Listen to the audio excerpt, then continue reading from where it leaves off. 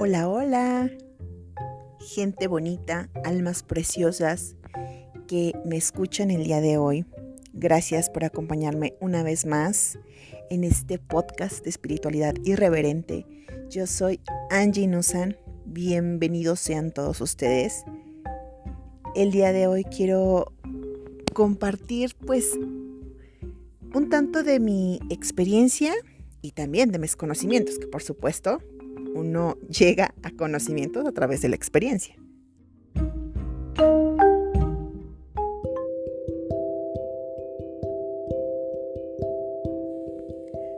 Hace unos 5 años, mi hijo el mayor fue diagnosticado con TDAH, trastorno por déficit de atención e hiperactividad. Era un caso bastante serio y complicado porque no es solamente que fuera distraído, sino que además tenía problemas de lenguaje, de aprendizaje, torpeza motora, no coordinaba, habló hasta los 4 años y medio. Le costó muchísimo trabajo aprender a correr porque no coordinaba. O sea, esto de que la mano izquierda vaya al compás, ¿no?, del pie derecho y viceversa. O sea, este equilibrio de mano, pie, mano, no lo tenía. Era muy impulsivo, pero demasiado impulsivo, un tanto por su condición neurológica y yo creo que también por la parte emocional que estábamos viviendo en ese momento, porque era muy reciente mi separación de su papá, de la violencia que vivimos con él, de todo lo que absorbimos a nivel energético, emocional, espiritual, físico, de todo. Entonces lo diagnosticaron y a él lo pusieron en un kinder, en un preescolar, pues para niños especiales que también tenían este tipo de trastornos. Y obviamente yo me sentía muy preocupada porque él era como el conflicto de, es que allí mandan a los niños problemáticos, a los niños discapacitados, a los niños con traumas. Entonces pues ya eso como que me predisponía, ¿no? Así como de, ay, no, lo peor, pobre de mi hijo, o sea, está muy mal y todo. Y pues aparte yo lo veía y pues yo decía, no, pobre de mi hijo, ¿qué va a ser de él? Pero bueno, lo llevé ahí en ese preescolar. Había especialistas, tenían una maestra que les daba las materias, pero también tenían terapeuta de lenguaje, de aprendizaje, psicólogos y más terapeutas. Pero algunos de esos terapeutas solamente lo atendían una vez al mes. Si yo quería que mi hijo tuviera como un avance mayor, yo tenía que pagar especialistas aparte y tratamientos y consultas aparte. Entonces era de estar todos los días atendiéndolo. O sea, era como de tener que llevarlo a la escuela y luego por las tardes tener que estar llevando a terapias con especialistas, con consultas, rehabilitación, todo. Entonces prácticamente para mí fue una etapa pesada, conflictiva, dolorosa, porque yo decía, ¿cómo hago esto? Porque si yo tengo que tener el tiempo para pasármela con él de terapias y especialistas y haciendo todas esas cosas, ¿en qué momento voy a generar dinero para pagar todo eso? Y además, carísimo. O sea, cada consulta 800 pesos de cada especialista. Y aparte el dentista tenía que ponerle un aparato en el paladar y medicamentos neurológicos y psiquiátricos también lo querían medicar. Entonces yo decía, ¿cómo se supone que yo haga esto? Si acabo de separarme, si no cuento con su papá, si su papá no me da ni un quinto, yo me sentía sola, aislada. Entonces yo decía, ¿cómo voy a hacer esto? Entonces aquí es cuando yo entra en mi mente esto de, ok, ¿qué es lo que necesita mi hijo? aprender a hablar, expresión corporal, confianza, seguridad, gestión emocional. Y dije, bueno, todo esto que mi hijo necesita, yo se lo puedo dar porque yo estudié teatro. Entonces voy a desarrollar un plan, un taller, un curso, una clase para él y también para más niños que estén en su misma situación. Entonces, bueno, ya desarrollé un taller, empecé a buscar en dónde podía darlo, de teatroterapia para niños con trastornos neurológicos. Estuve buscando, pues la mayoría de los lugares me decían que no, pero llegué a un lugar con una psicoterapeuta que ella sí me abrió las puertas de su espacio y ella daba la parte de acompañamiento psicológico y emocional y yo la parte creativa. Y empezamos a trabajar en conjunto. Poco a poco ella me fue facilitando información, libros, música, documentales. Allí mismo tomábamos talleres, cursos, nos estábamos capacitando constantemente. Y a la par mi hijo iba a este preescolar. Y yo empecé a darme cuenta que los especialistas y los profesores de su escuela se quejaban de la mayoría de los niños. Niño problema, eres un niño inquieto, no se calla, no se concentra. Y a mí como que me empezó ahí como a entrar una inquietud que yo decía, si ya saben qué tipo de niños están yendo a ese preescolar, ¿por qué los etiquetan de esta manera y se quejan de ellos? O sea, constantemente la maestra de educación física, que también era como terapeuta de terapia psicocorporal, algo así, era una queja porque sacaba a mi hijo de la clase, que porque no seguía indicaciones, que porque no hacía lo que ella decía, que porque era muy inquieto, que no ponía atención. Y después yo empecé a juntarme con las otras mamás y las otras mamás decían lo mismo, que esa maestra en particular decía que no se portaba bien su hijo, que lo había sacado de la clase. Entonces yo decía, ¿cómo es posible que se estén quejando de los niños cuando saben qué tipo de niños están yendo a esta escuela? Y la maestra que le había tocado a mi hijo era buena, pero era de carácter intenso.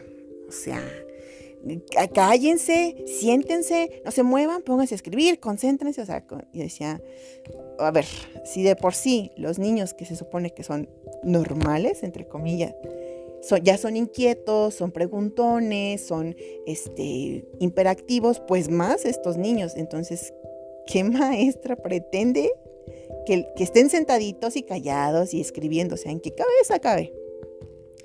Entonces yo viendo esto, yo dije, a ver, yo quiero hacer una propuesta a la escuela.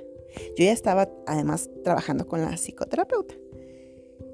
Y dije, recuerdo que yo hice un taller en específico de emociones acerca del miedo.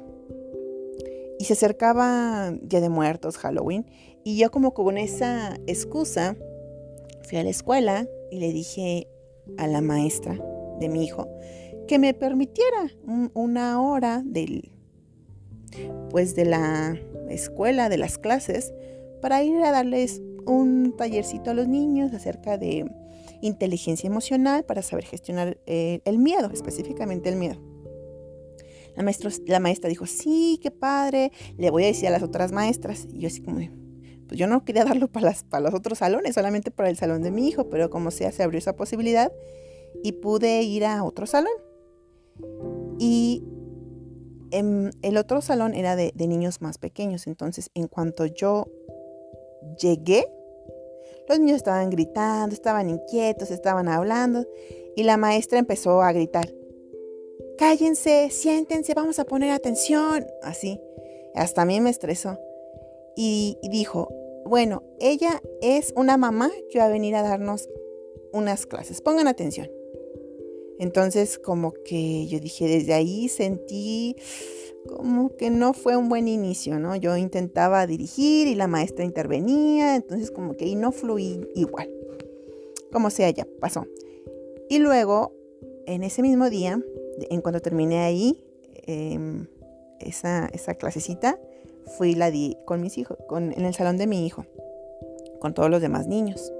Entonces la maestra era como, pues tenía buena disposición, a ver qué necesita, materiales, qué hacemos. Le digo, a ver, de principio por favor ayúdeme a quitar mesas y sillas. O sea, yo quiero el salón vacío, no quiero mesas y sillas aquí. Solamente quiero vacío y los niños y todos nos vamos a sentar en un círculo en el piso. Ok, pues niños, ayúdenme a recorrer las sillas y las mesas, las hicimos para un lado y ya ellos se sentaron en el piso, en un círculo. Entonces yo me presenté, hola, ¿cómo están? Hoy yo vengo a contarles un cuento acerca del miedo, y ya, ¿no? Les fui contando esta historia. Cuando estaban, pues sí estaban moviéndose, pero cada vez que la maestra al principio intentaba intervenir, yo le decía así como de manera muy sutil, yo puedo, está bien que estén inquietos, no hay problema, yo aquí los controlo. Bueno, entonces como que se fue relajando, ya me soltó en algún momento el grupo. Ya les conté el cuento, les pregunté que ellos en qué momento o con qué cosas sentían miedo, en dónde sentían el miedo, cómo lo sentían, que sus papás qué les decían cuando tenían miedo. Y después cantamos una canción acerca del miedo y de cómo liberarlo. Todo este proceso, tanto del cuento como del platicar y la canción, fue, número 1, sentados en el piso y después en movimiento. Moviéndonos, bailando, saltando, cantando, haciendo gestos, interactuando con los compañeritos.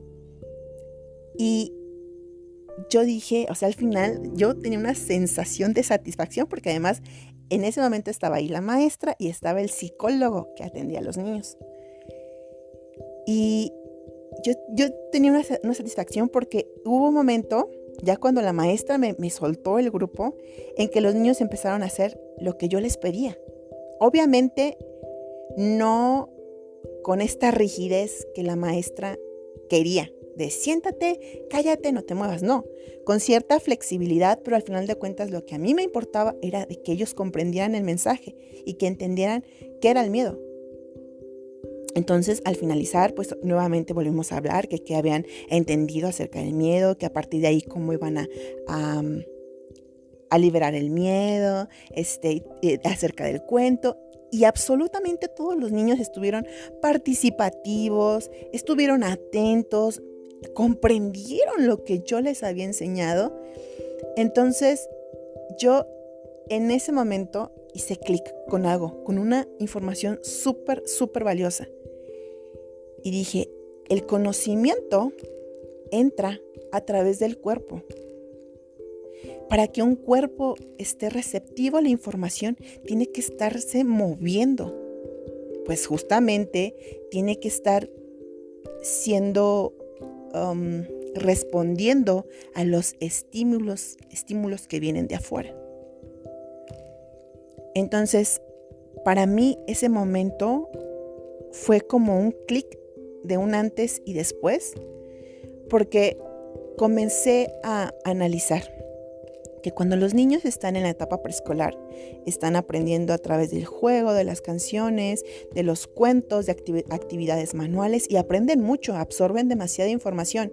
Entonces es como una ruptura en cuanto entran a la primaria, que es totalmente ya es con uniforme, sentaditos, callados, no te muevas, no grites, no preguntes, no razones, haz las flores como yo te digo, ve a la página que yo te pido, haz la letra como yo te digo.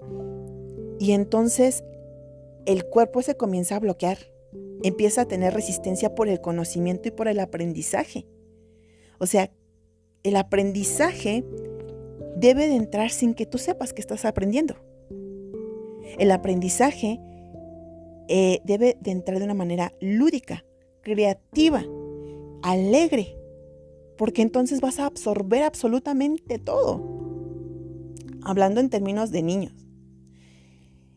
Pero hay otro momento en el que yo me di cuenta,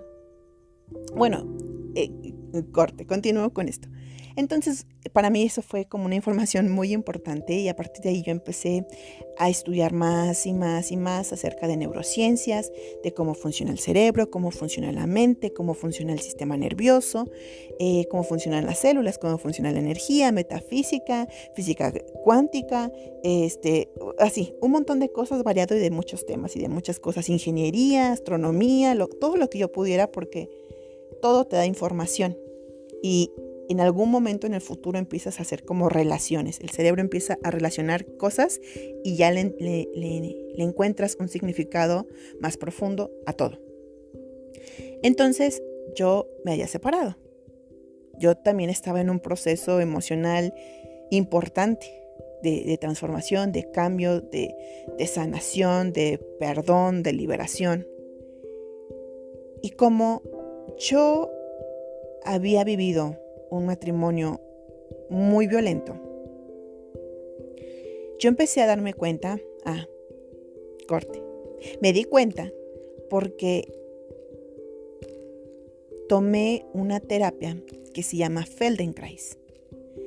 Es autoconciencia a través del movimiento. Fue una terapia personal y de hecho yo no la pagué porque es una terapia costosa, casi 1,200 cada sesión y es de 1 hora. Pero se hizo una rifa y yo me gané una sesión con esta terapeuta. Entonces yo fui, primero es un momento de plática, de por qué estás ahí, cuáles son tus afectaciones físicas, emocionalmente cómo estás, todo. Entonces yo le decía que mi mayor dolor en ese momento eran las rodillas. Y ya por lo que yo le fui platicando y por cómo ella observaba mi cuerpo, me dijo, pues yo me doy cuenta que tienes demasiado miedo. O sea, estás en una posición prácticamente encorvada, casi en posición fetal, protegiéndote. Y empezamos a hacer un ejercicio que es para desbloquear la memoria corporal. Y todo fue al ras del piso, en un como puff, un como colchoncito. Y me dijo, y ya me fue dirigiendo, y llora, y grita, y patalea, y saca tu miedo, y tu rabia, y tu enojo, ¿no? Y mi cuerpo, sin yo proponérmelo, se fue haciendo como un cuerpo de niña. Y en algún momento, la que pataleaba, la que lloraba, la que se angustiaba, la que maldecía, la que todo, era una niña. Y ese ejercicio me dejó sin energía, o sea, yo terminé agotadísima. Y ella me dijo, tú me acabas de compartir que tienes miedo y te sientes bloqueada porque tu pareja, tu esposo, te ha estado diciendo que tú no sirves, que eres una inútil, o sea que tú dices que él te provocó miedo. Pero estas emociones y este miedo lo tienes desde que eras niña. ¿A quién le tenías miedo cuando eras niña? Yo le dije sí, a mi papá. Con mi papá fue una situación muy ambivalente en que en un instante él era violento, pateaba la puerta, aventaba las cosas, gritaba, se enojaba, decía groserías y al segundo siguiente, mi niña preciosa, vamos a la tienda, te compro algo. Entonces, para mí era un shock. Yo no lo entendía en ese momento. O sea, yo lo entiendo ahora después de muchos años de estudio, que eso hace muchísimo daño a nivel neuronal y a nivel químico, porque todavía estás digeriendo, por así decirlo, el estrés, el cortisol, las emociones de miedo y angustia porque tu papá te regañó y al segundo siguiente ya te está hablando bonito. Es como de, a ver, espérame, hay un cortocircuito en mi sistema nervioso y a nivel químico y en mi cerebro porque no estoy entendiendo qué está pasando y eso afecta. Entonces yo me di cuenta que ese miedo que yo sentía era desde que yo era niña, que mi papá me lo provocó y que yo crecí sintiéndome que no era suficiente, que no era lo suficientemente valiosa, merecedora, bonita, inteligente, delgada, un montón de cosas. Y de manera inconsciente elegí por pareja a un hombre que me lo repetía, que me repetía esa voz interna que yo me decía. Tú no puedes sin mí, tú no vales. Entonces todo este tiempo que yo viví con él, de violencia, porque él hacía cosas ilícitas, hubo en algún momento, era literalmente un hombre desalmado, incapaz de sentir emociones, de tener empatía, tenía la mirada muerta, vacía, un hombre frío, rudo, que decía groserías, que golpeaba cosas, que sacaba armas, o sea, muy mal. Y mi cuerpo había guardado esa memoria corporal de miedo, de estrés, de angustia, de paranoia, de desesperación, de delirios de persecución, de estrés postraumáticos, de trastornos alimenticios, del sueño, piel seca, cabello seco, semblante triste, de miedo, con gastritis, con colitis, con dolor de rodillas, o sea, tronadísima y jodidísima de todo.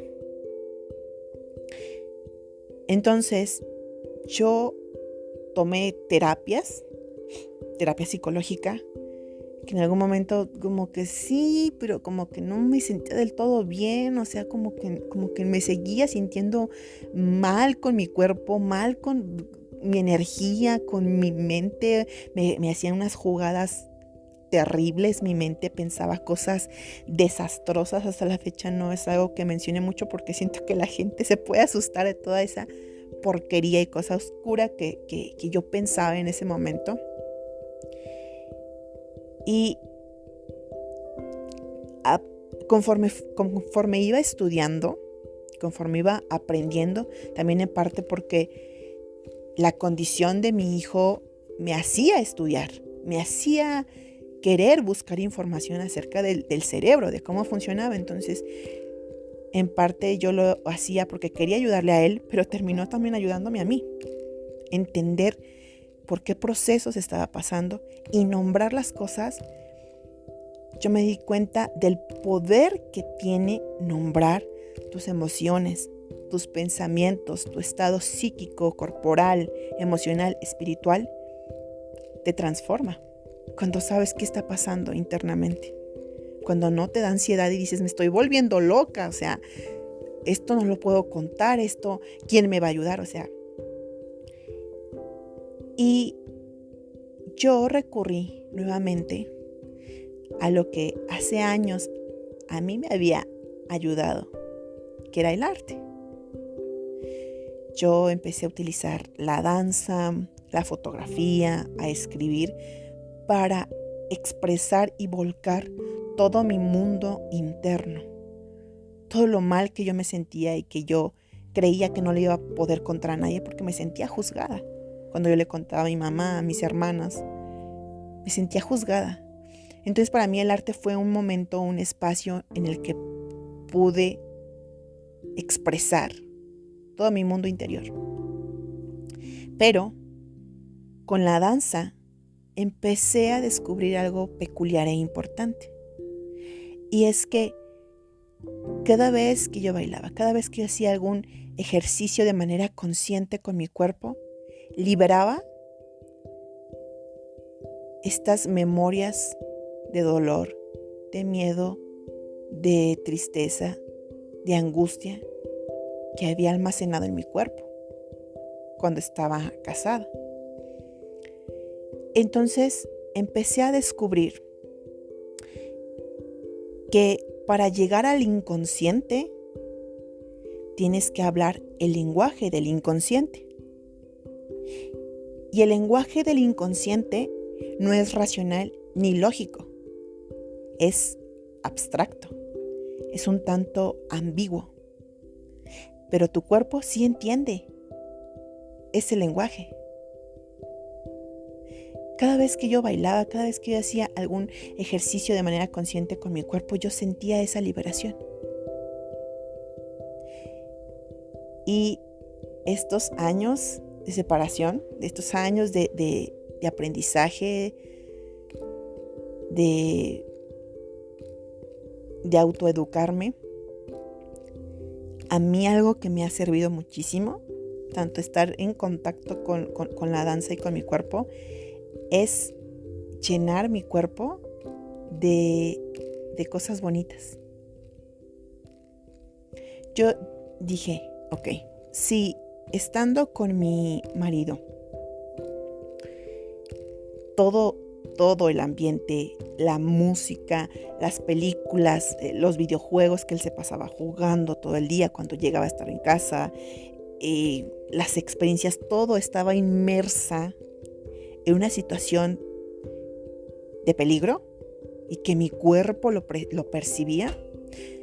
Ahora era momento de primero vaciar mi cuerpo como un contenedor, de sacar fuera todo ese miedo, todo ese coraje, toda esa rabia que yo sentía. Y el siguiente paso era llenarme nuevamente de cosas bonitas y de cosas bellas.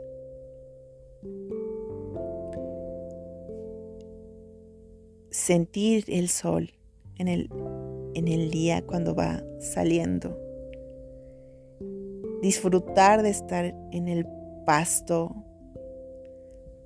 fresco, sin zapatos. Sentir el viento, jugar con mi cabello, oler el aroma a tierra mojada, abrazar a mis seres queridos, oler el Día de Muertos, porque yo soy de Morelia. Entonces el Día de Muertos huele a flores de cempasúchil, veladoras, pan de muerto. Cantar canciones que me inspiran, que me motivan, que me hacen vibrar alto, que me hacen soñar, crear, imaginar. Y eso es mucho más, llega a niveles mucho más profundos cuando trabajas con tu cuerpo. Ahora, no quiero desmeritar la terapia psicológica del habla. Tiene su valor y tiene su importancia y ayuda bastante, pero esa terapia no ayuda a llegar a niveles profundos en tu inconsciente. Entonces,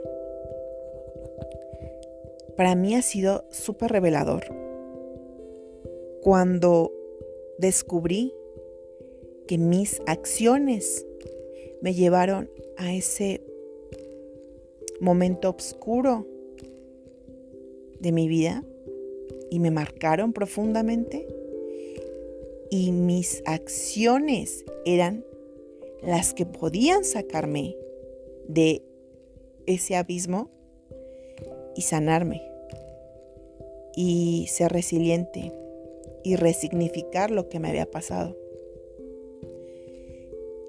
Y obviamente con acciones sí me refiero a ir a terapia, hacer ejercicio, rodearte de personas que te amen y que te carguen de buena vibra. Pero algo que también hace como año y medio me he puesto a investigar es acerca de esta propuesta de Alejandro Jodorowsky acerca de la psicomagia. Él habla de cómo en México hay una cultura del chamanismo, de que las personas tienen algún problema, una dificultad en su vida y van con algún chamán, bruja, brujo, hechicero, mago, para que les dé un ritual y les vaya mejor en la vida, en su trabajo, en la escuela, en un negocio, con la pareja. Y entonces que él en su búsqueda, en su explorar,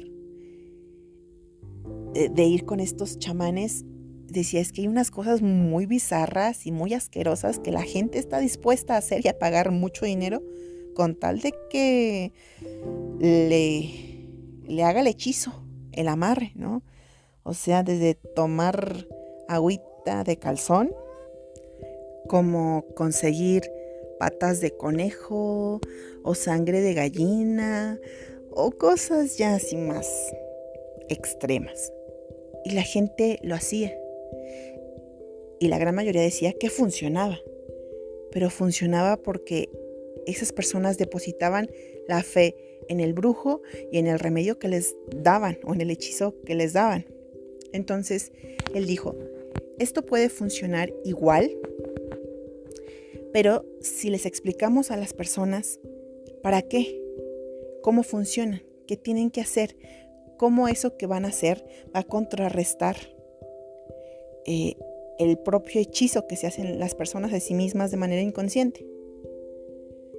Entonces, es que tiene tantas experiencias, empezó a recetar actos psicomágicos.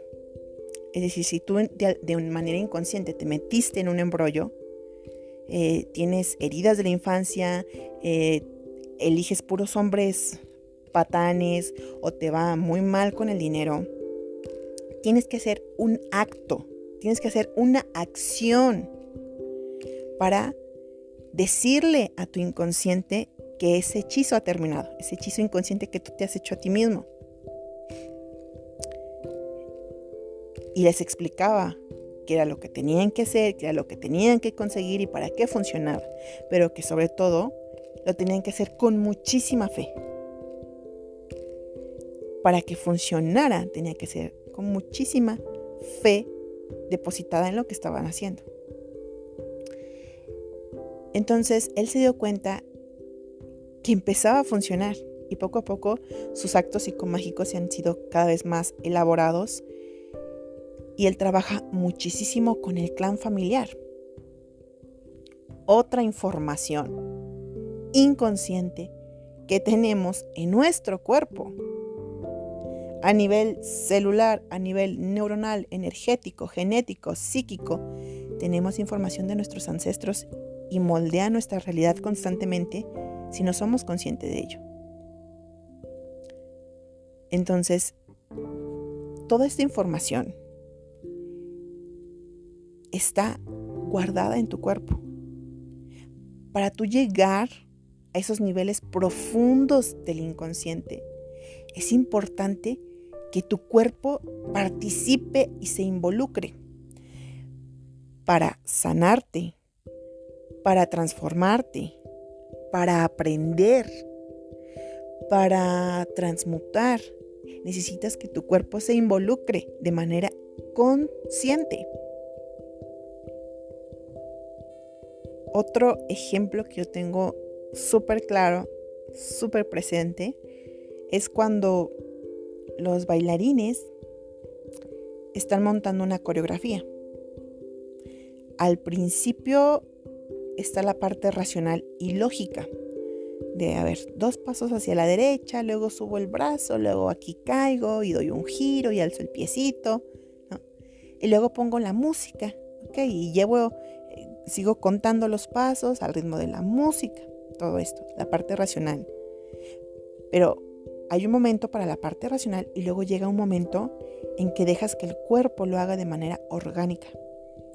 Y hay un momento en que ya no estás contando los pasos y tu cuerpo sabe exactamente qué es lo que el siguiente movimiento que debes de hacer.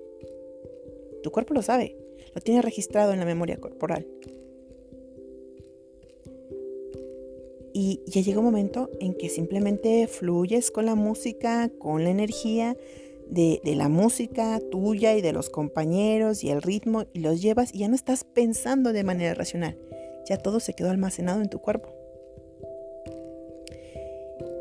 Del mismo modo ocurre cuando estamos en peligro. Yo he visto esto con las mujeres y no lo voy a compartir desde un plan de juicio porque yo entiendo perfecto por qué las mujeres al salir a la calle van como con esta paranoia de ir viendo hacia atrás y algún hombre va caminando detrás de ella. Pero eso ya de entrada predispone a tu cuerpo a luchar o huir. Cuando tú estás en la calle en modo sobrevivencia, es muy difícil de que tanto tu mente como tu cuerpo reaccionen de una manera ágil y eficaz. Ágil y eficaz. Porque aunque la mente cree que es muy rápida, en realidad entorpece al cuerpo. Claro que cuando uno sale a la calle, pues debe salir con alerta. ¿no? Simplemente hay que estar alerta, hay que estar atentos, pero no a este nivel extremo de miedo, porque si no, lo que hace el miedo es que te va a paralizar. Y como mujer, muchísimo más.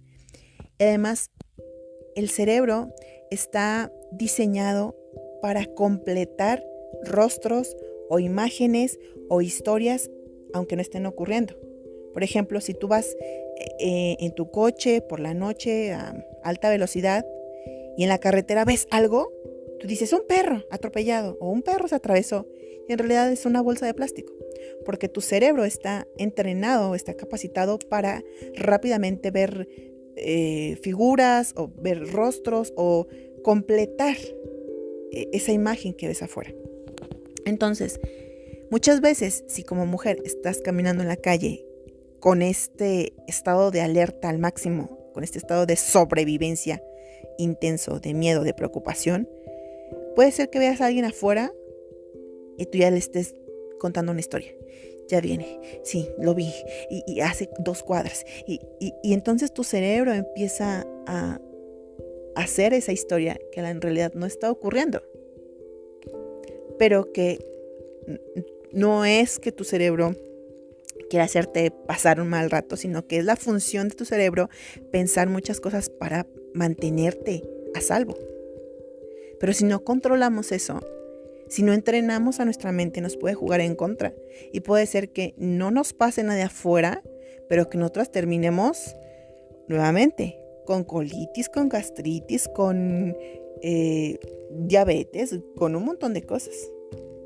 Porque necesitamos entrenar nuestra mente. Y no solamente entrenar nuestra mente, también tenemos que entrenar nuestro cuerpo. Un cuerpo despierto puede actuar rápidamente y eficazmente sin la intervención de la cabeza. Cuando estaba estudiando teatro, teníamos clases de acrobacia. Entonces, entrenábamos todos los días 8 horas diarias de lunes a sábado el cuerpo, o sea, acrobacia, danza, expresión corporal, un montón de cosas. Entonces yo me iba dando cuenta que a medida que entrenaba, que bajaba de peso, era más ágil, era más flexible, cuando hacíamos rodadas ya no había este miedo, este bloqueo mental de me voy a caer, me voy a pegar, me voy a lastimar. Simplemente intentaba pararme de manos y si no lo lograba, mi cuerpo solito ¡pum!, reaccionaba, se hacía bolita y me levantaba. Porque tenía un cuerpo despierto, tenía un cuerpo ágil. Entonces mi cuerpo solito me rescataba. También yo me he dado cuenta, una vez me pasó que yo estaba en mi mero momento crucial de separación, en que yo estaba pero muy mal mentalmente y en todos los sentidos. Yo iba caminando a un paso normal con mis hijos en la calle y no me di cuenta que había como una banquetita, un escalón. O sea, pero normal, no iba corriendo, no iba saltando nada. Y entonces no di un buen paso o di un mal paso y no apoyé mi planta del pie, sino que se me torció y lo que apoyé fue el tobillo. Tronó horrible y me dolió muchísimo, o sea, en verdad, muchísimo. Se me salieron las lágrimas, o sea, tenía ganas de gritar, pero me contuve, o sea, de verdad que era fuertísimo el dolor. Regresamos, no sé, ni me acuerdo cómo, porque además mis hijos estaban súper chiquitos. Y cuando llegué, tenía el tobillo súper inflamado, así, bien hinchado, mal. Bueno, ya como sea, sané, ya pasó eso, todo. En otra ocasión, ya después de varios años, que no sé, 4 años, 3 o 4 años, ya me sentía mucho mejor, otra energía, otra disposición, otra información, con gratitud, con merecimiento, autoestima, o sea, a nivel mental me sentía diferente. Y nuevamente pasó que salí a la calle, iba a comprar a la tienda y de nuevo ocurrió lo mismo. En una banqueta no me fijé, no apoyé mi planta de pie, sino que me torcí y caí otra vez con mi tobillo. Y lo asombroso fue que yo recuerdo haber apretado los ojos y así el cuerpo de chin, ya valió madres, porque yo ya tenía registrado que antes me había pasado, me había chingado el tobillo así, o sea, se me había inflamado y me había puesto muy mal. Entonces como que hice rápidamente esta como expresión de apretar los ojos y así como de chin. Y lo asombroso fue que no me pasó nada. O sea, sí sentí en ese momento como adolorido el tobillo, pero ya empecé a girar mi tobillo, a estirar, y como si nada. No fue un dolor mayor, no se me inflamó, no tuve ninguna marca, nada. Yo dije, wow, o sea, qué asombroso. Sí, impacta muchísimo cómo estás a nivel mental, sí impacta en tu cuerpo. O sea, tu mente impacta en tu cuerpo y tu cuerpo de regreso hacia tu mente. Cuando hicimos un ejercicio, cuando tú estás sentado o sentada, jorobado, con la cabeza hacia abajo, mirando hacia el piso, tu cerebro está registrando la posición de tu cuerpo, está leyendo la posición de tu cuerpo y entonces eso te provoca ciertos pensamientos y emociones de tristeza, melancolía, nostalgia, decepción, simplemente porque tu cerebro está leyendo tu cuerpo. Entonces es un círculo vicioso. Tú tienes esa postura corporal de tristeza, tu cerebro la interpreta y te da emociones. Esas emociones de nuevo van hacia tu cuerpo y tu cuerpo tu mente lo interpreta y así es un círculo. En cuanto tú eres consciente de eso y simplemente estiras tu columna vertebral, te sientas derechito, la mirada hacia arriba, hacia lo alto, tu mente, tus emociones, todo cambia. Lo que piensas cambia, como te sientes cambia. En principio, porque tu respiración es más fluida.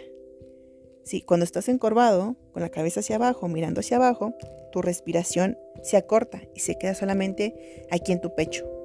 Entonces no oxigenas adecuadamente a comparación de cuando estás erguido, estirado. Entonces ya oxigenas mucho mejor, la energía fluye mucho mejor, tus intestinos trabajan mucho mejor, tu corazón bombea sangre mucho mejor, tus pensamientos cambian, empiezas a tener más optimismo, a ver posibilidades, a ver alegría, gratitud, y tus emociones son otras y entonces eso también impacta en tu cuerpo y de nuevo es un círculo, nuevamente. Entonces es asombroso. Es asombrosa la sabiduría que tiene nuestro cuerpo. Y mi invitación con todo esta plática, este monólogo, es justamente que empieces a concientizar qué tan conectado, qué tan conectada estás con tu cuerpo. Qué tanto escuchas a tu cuerpo. ¿Qué tanto atiendes las necesidades de tu cuerpo? Muchas veces no somos conscientes de que tenemos malestares corporales porque ya lo normalizamos, ya normalizamos que tenemos tensión en los hombros, que nos duelen las rodillas o la espalda. Y solamente hasta que se vuelve crónico, vamos al doctor. Y es como de, a ver, tu cuerpo tiene tiempo avisándote y tú no lo escuchas. Si tú lo atiendes, también tienes un aliado muy importante para tu sanación física, mental, espiritual, energética, biológica, neurológica, de todo. Tienes un aliado muy importante. Es importante tener un cuerpo despierto. La mayoría de las personas, es increíble, tienen un cuerpo, pero súper desconectados de él. Para tener un cuerpo despierto, hay que sentirlo, hay que hacer ejercicio, hay que bailar, hay que hacer yoga, hay que darle energía solar y alimentos saludables y tomar agua y recibir abrazos y dar abrazos y hacer manualidades y bailar y cantar y descubrir las posibilidades que tenemos con nuestro cuerpo. Es mucho, mucho más que querer tener un cuerpo estético y esbelto. ¿Qué posibilidades tienes con tu cuerpo? Aquí y ahora, ¿cómo está? ¿Cómo está sentado? ¿Qué te dice tu cuerpo? ¿Dónde hay tensiones? ¿Cuáles son sus malestares? ¿Qué es lo que le gustaría en este momento? Y simplemente con poner atención a tu cuerpo, concientizarlo, en ese momento empieza la transformación. Empiezas a recablear tu cerebro, a hacer nuevas conexiones neuronales y a pensar cómo puedes hacer y tener un cuerpo mucho más feliz, mucho más sano, mucho más lleno de vida. Ojalá que a partir de este momento y de aquí en adelante seas cada vez más consciente de ti, de tu cuerpo y de resolver las necesidades que tengas.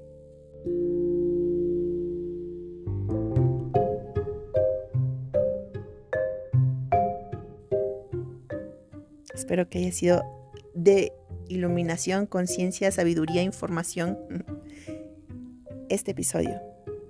Gracias por acompañarme con todo tu ser, con todo tu cuerpo, con toda tu mente, tu atención y tu energía. Yo soy Angie Nusan y te espero en el próximo episodio de Espiritualidad Irreverente.